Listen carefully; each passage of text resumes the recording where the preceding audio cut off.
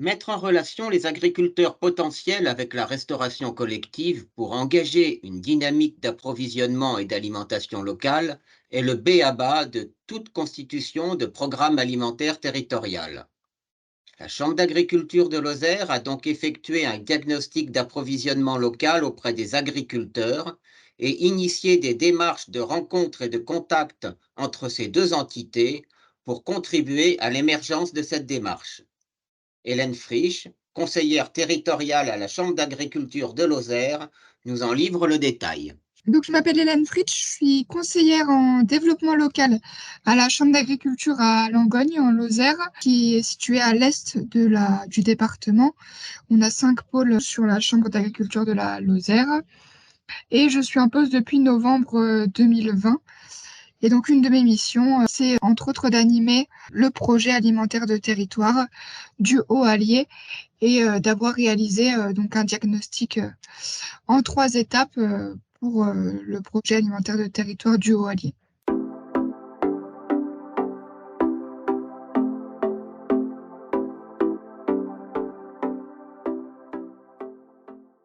Quelle a été l'origine de ce projet de programme alimentaire territorial et comment a-t-il évolué? Le projet alimentaire de territoire du Haut-Allier, il a comme origine le contrat local de santé, donc qui est surtout basé sur l'accessibilité alimentaire des produits locaux et de qualité aux personnes en situation de précarité. Il a évolué avec les années puisque la communauté de communes du Haut-Allier a compris l'importance de lier donc le monde agricole à ce projet alimentaire de territoire. Et en 2020, la Chambre d'agriculture de la Lozère s'est associée avec la communauté de communes du Haut-Allier pour porter le projet alimentaire de territoire du Haut-Allier.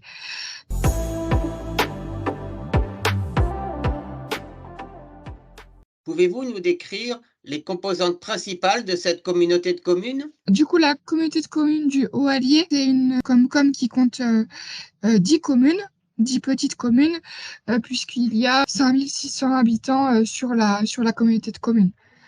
C'est vraiment une petite Comcom qui est située à l'est de la Lozère et vraiment à proximité immédiate des départements de Haute-Loire et d'Ardèche. La commune la plus grande de cette communauté de communes, c'est Langogne, et c'est là où est basée la Chambre d'agriculture de la Lozère, et il y a environ 3500 habitants.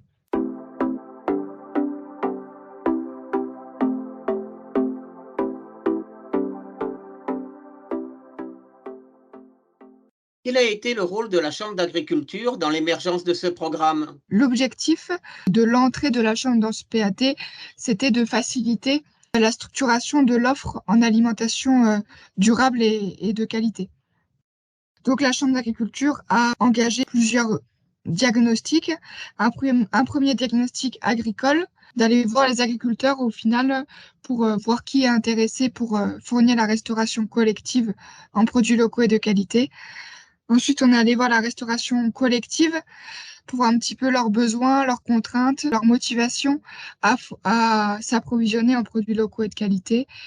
Et enfin, on a organisé des rencontres pour justement arriver à notre objectif global de facilitation de la structuration de l'offre et pouvoir voilà, engager déjà des démarches pour fournir la restauration collective en produits locaux et de qualité.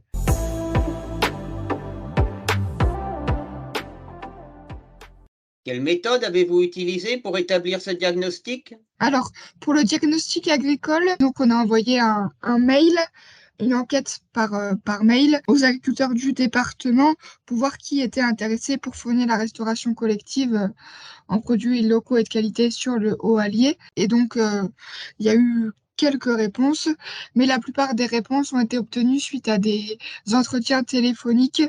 Et on a également fait le lien avec les chambres d'agriculture de Haute-Loire et d'Ardèche qui ont diffusé l'enquête auprès de leurs ressortissants. Ce qui nous a permis d'avoir quand même un petit pool d'agriculteurs intéressés pour fournir la Restocco en produits locaux et de qualité.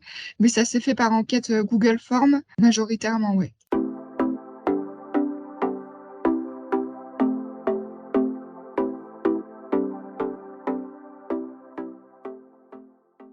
Quel est le profil des établissements de restauration collective intéressés? Très éclectique, on va dire, puisqu'on a contacté à la fois des écoles, publiques qui font 30 repas par jour, mais aussi le collège qui en fait, allez, 10 fois plus, 20 fois plus, et des établissements type EHPAD ou association pour des personnes en situation de handicap ou enfin à destination médicale, médico-sociale, qui en font, qui font 1000 repas par jour, quoi.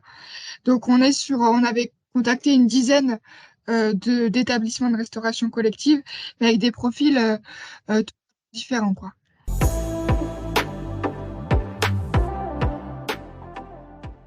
Vous avez également organisé quelques événements pour favoriser l'émergence de ce programme. Pouvez-vous, s'il vous plaît, nous les évoquer?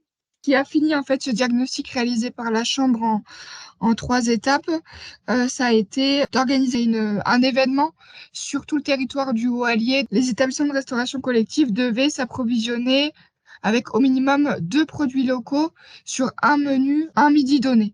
Il y avait une semaine banalisée et sur un midi dans la semaine, les établissements de Restauco devaient jouer le jeu et s'approvisionner en produits locaux et de qualité, donc prendre contact avec les agriculteurs qu'ils avaient rencontrés en rencontre organisée, se mettre d'accord sur la logistique d'approvisionnement, le prix, la facturation, etc., quoi.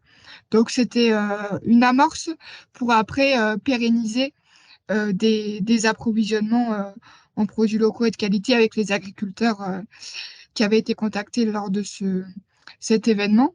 Ça continue dans le sens où dans le cadre du PAT du Haut-Allier, il y a plusieurs actions qui ont été engagées dans le cadre du volet B, et notamment la formation de la restauration collective à tout ce qui est loi Egalim, et également études diversification auprès des agriculteurs réalisées par la Chambre de la Lozère, pour voir un peu qui est intéressé pour se diversifier et approvisionner l'établissement de restauration collective. L'idée, c'était plutôt d'amorcer vraiment avec cet événement le développement des partenariats pour s'améliorer dans tout ce qui est loi Egalim, puisque la plupart des établissements de restauration collective du territoire étaient quand même très loin des objectifs de la loi Egalim.